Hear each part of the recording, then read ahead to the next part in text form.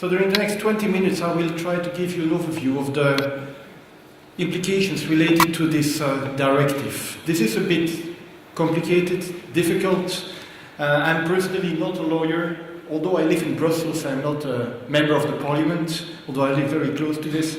But I will try to give you a general overview. So these are my disclosures.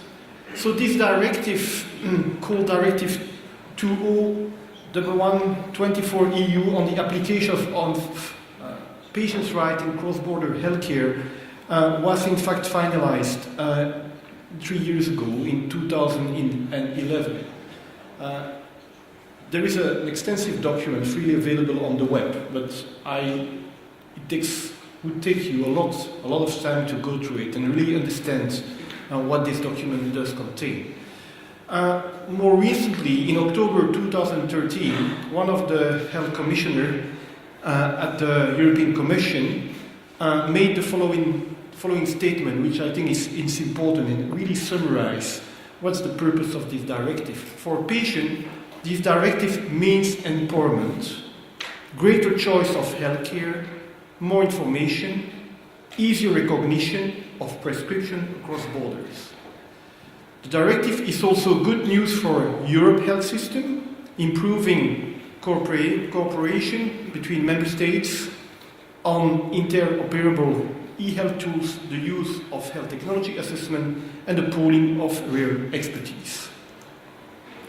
So for those of you who would like to understand and see what this directive is about, I invite you to visit the website. And a lot of material is currently available, such as this brochure which produces a good summary. Good summary of the rights for the patient, all the patient, including patients with rare disease and patients with haemophilia in particular. The basic framework is that, as everything, healthcare is a service within the meaning of the EU treaty, and this really provided the basis to produce this directive. And as a result of that, if a patient is entitled to a treatment at home, he or she is also entitled to reimbursement for that treatment when abroad. So what are the goals of this directive of cross-border healthcare? Well, first of all, to establish an EU framework to ensure cross-border access to healthcare services in other countries within the EU. So be well aware that only the EU countries are concerned by this directive, and that has and could have major implications for a patient with haemophilia. Well, clearly there are two important issues. Patients should have right to choose, and also, more importantly, to be reimbursed for primary and hospital care provided by public or private healthcare providers anywhere in the European Union. Another aspect which is also very important is the transparency about the rights for the patient, transparency about the treatment options, the quality and the safety levels of healthcare providers. Another goal is to provide clarity and also legal certainty, as well as support for a better cooperation between national health systems. If we now focus on rare disease, such as haemophilia, well, here it's a little bit less strong, I would say. It is stated that the Commission should support Member States in cooperating in the development of diagnosis and treatment capacity, in particular by having two roles. First of all, make health professionals aware of the tools available to them at the level of the Union, and to assist them in the correct diagnosis of rare disease. In particular, using the orphan database and also a European reference network of specialized centers. And also for patients, make the patients, all the health professionals and other bodies responsible for the funding, make them more aware of the possibilities offered by existing regulation, so that patients can be referred for management and diagnosis of a specific disease in another member state.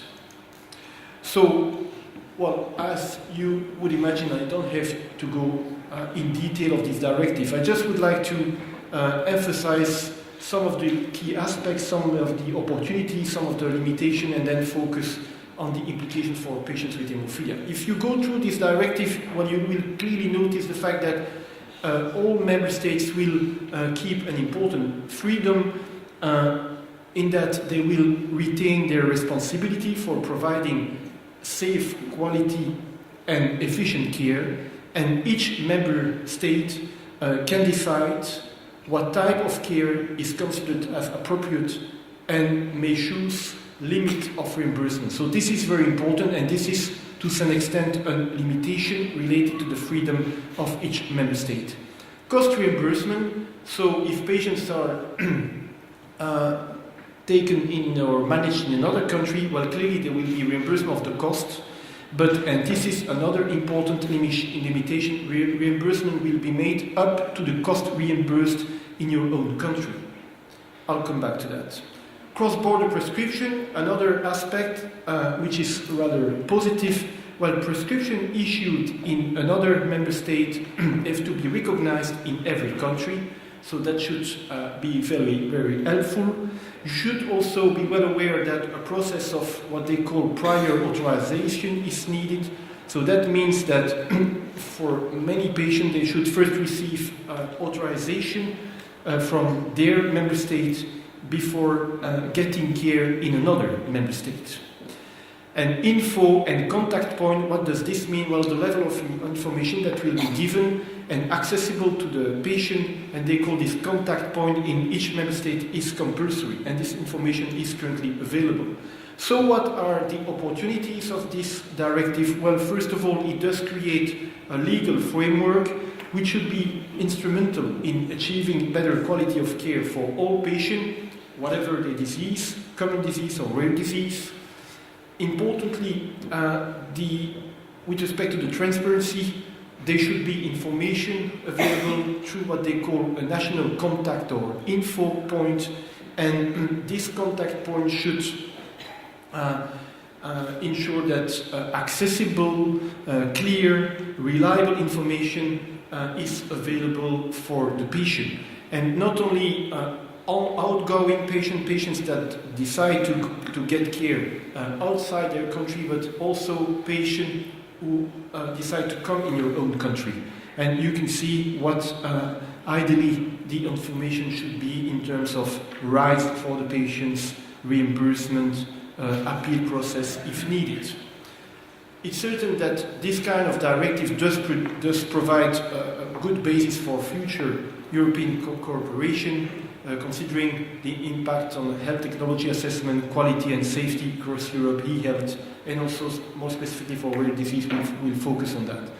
And they should, as I already said, there should be a recognition of prescription issued in another member state. So I think these are positive aspects, but there are some limitations of the directive. First of all, the standard of care, and this is a little bit vague, because it remains unclear under what criteria member states will judge what's necessary and proportionate, since I already told you that the member states will keep their freedom. So countries, and you know that countries claim to have good quality, high quality specialized care, even if in the reality they do not fulfill all the European standards. And how can you prove that there is a gap between theoretical claims and practice? And we know that you have seen the European Principles of Care, very important concept, a very useful document. But you know that the application of these Principles of Care is highly heterogeneous in Europe. So you know this key 10 Principles of Care of Haemophilia. What we did a few years ago, we performed a survey in some major European hemophilia treatment centers, and we surveyed the adherence of all these centers to these principles. Well, as you can see, when it's green, there is full adherence. When it's red, there is no adherence. And as you can see, clearly, all these principles are not fully applied in all the countries. Another limitation of this directive is the issue of reimbursement, which is critical considering the cost of hemophilia. So you have to know that patients will only be reimbursed at home country rates. So clearly, this has major implication. If a treatment costs more in another country, the patient will have to pay the difference in theory. And what would happen if specific care is not provided, reimbursed at all in a specific country? So how can you evaluate then how the reimbursement or what the reimbursement should be? And for some disease and some care, well, you can easily imagine that prepayment would be needed. Another possible limitation of this directive, although I do not know whether this would really apply to haemophilia, is the risk of what we call health tourism, which would clearly favor the rich patient and their insurance company. So you could imagine that patients from richer countries could travel to less expensive poorer countries to get care at a lower price, and you could imagine that insurance company could support this kind of practice, and that could pose a threat so that the standard levels of care could deteriorate for the local people. So this is one of the possible consequences of this. And clearly, you could also imagine, as I said, that insurers could drive patients abroad in search for cheaper treatment. But I do not think that this would be, in my view, a major problem for... I don't imagine that my own patient would go to another country to get cheaper treatment. I don't think this is a real threat for haemophilia, in my view. Another limitation of this directive is that clearly the area of rare disease is addressed, but maybe it could have been more optimal. And if you see at what's written in the document, member states are encouraged to cooperate in developing diagnosis and treatment capacity of rare disease. So this is, I think, very important to support. There should be a European reference network created with a specific focus on rare disease, and the existing structures such as Louvain-la-Neuve should be used. But if you look carefully at the document, the content is rather limited, and also this is rather a sort of political encouragement, and there is no, at this stage, legal obligation. And also, apparently, not all stakeholders that should have been involved were involved when this document was written up. There is also the issue of prior authorization. Clearly, a patient would need authorization before seeking care in another member state, and that would certainly be the case if the patient does require overnight stay or highly specialized health care, such as in hospital care. In some situations, this authorization may be refused if in the member state the local people consider that there is no real need to seek health care in another country. Also, this authorization process must be reasonable and properly reasoned, and will that be the case, that could be an issue. And for patients with rare disease, well, clearly it is stated when a patient affected or suspected of being affected by a rare disease, well, applies for prior authorization, a clinical evaluation may be carried out by experts in that field in their member state. So patients should first, with rare disease, they should first be evaluated locally to confirm that medical attention should be sought abroad and get this authorization. There is also another problem, because the European Union is not, well, there are many countries in Europe that do not belong to the European Union. So what would happen? There might be a risk of segregation of patients coming from different areas. So what would happen, for instance, to a patient coming from Switzerland, who is not part of the European Union? So clearly there might be practical problems for such patients. And also we shouldn't forget the specificity of haemophilia. And clearly that is not really taken into account in that document. Well, clearly haemophilia is a rare disease, but it's what I would call a common rare disease with specific challenges.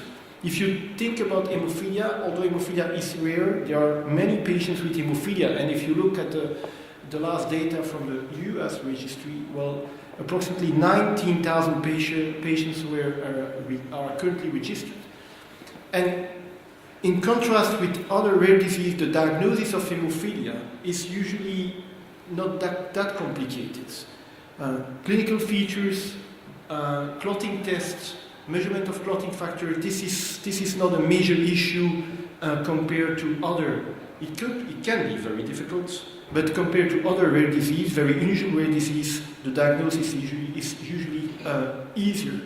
And don't forget that besides hemophilia, there are other bleeding disorders, other clotting factor deficiency, but globally the management is very close to that of hemophilia. And a major challenge with respect to hemophilia, and that was already emphasized, is the importance of local delivery of comprehensive care every day of the week, every hour of the day, and access to optimal replacement therapy.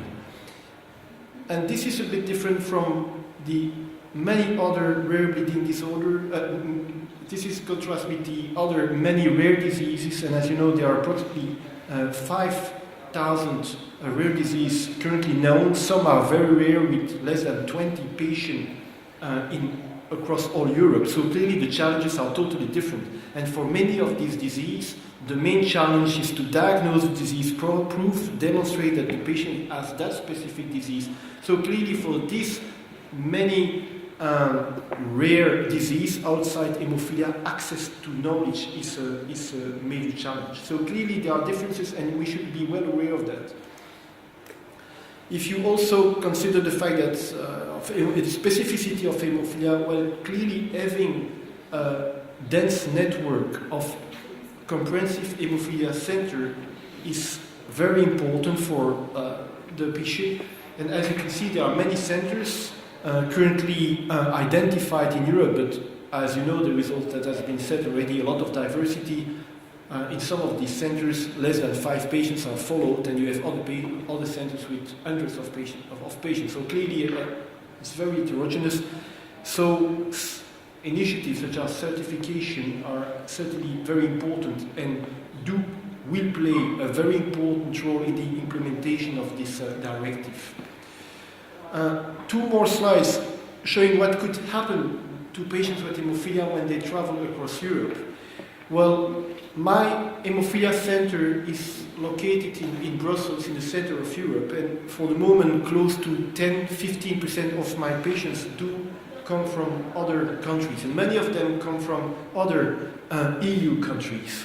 And what are the reasons for these patients to move to Belgium? Well, first of all, and be admitted to our center. First of all, sometimes we have patients who are admitted because they have acute problems or when they are on holiday in Belgium. And this could be the case in every hemophilia center in Europe. We know that patients with hemophilia are traveling more and more. This is good news, but that also means that all these patients could be admitted in any center and seek and request emergency care. We also know that more and more patients decide to move or to change country of residence, and for many of these patients we have the major challenge of continuing their existing treatment after having moved, such as prophylaxis and a regular follow-up. So this is another aspect. What's less usual, at least in my center, well, it's dealing with taking care of patients who are specifically referred from another country for a management of specific complications related to hemophilia. I think this is rather unusual. We have had such cases, but it's rather unusual to have patients who are referred, for instance, specifically because they have a persistent protein inhibitor or comorbidities which are difficult to manage. We have had that with patients coming from smaller European countries, but this is rather unusual. And again, the disparities in hemophilia care across Europe and European Union might also, as you would anticipate, have positive or negative consequences depending on the local resources. Well, clearly, when patients move from one country to another, we have to make sure that patients will continue to have access to prophylaxis, but we know that from one country to another, the intensity of prophylaxis or the concentrates that are available can vary a lot. Also, the choice of concentrate can vary in some countries. In my country, for the moment, we do not have any tender business, so all the concentrates are available, but things could change in the future. And I know that if one of my patients decides to move to another country, maybe he will lose some of his freedom. And another major issue is the access to ITI. If one of my patients decides to move to another country and needs to continue ITI, will that be possible? So question mark here. So how to conclude? Well, clearly this is a difficult area, but in spite of limitations related to this directive, well, I think it offers important opportunities for all patients within the EU, including patients with haemophilia. But the success of this initiative will depend on the way the directive will implement it in every member state. And as you could see, each member state has an important freedom here. And also, and this is important to stress, and I know that the European Parliament is aware of that, and meetings have been organized by the EHC at the European Parliament, stressing the specific aspects of haemophilia and other inherited bleeding disorders, and the specific aspects should be carefully taken into account for an appropriate implementation of this directive. And in my view, delivery of standardized care within a network of certified haemophilia centers with the support of patients' organization, and on top of that, appropriate funding, all together are critical for the successful implementation of this European directive. I stop here. Thank you for your attention.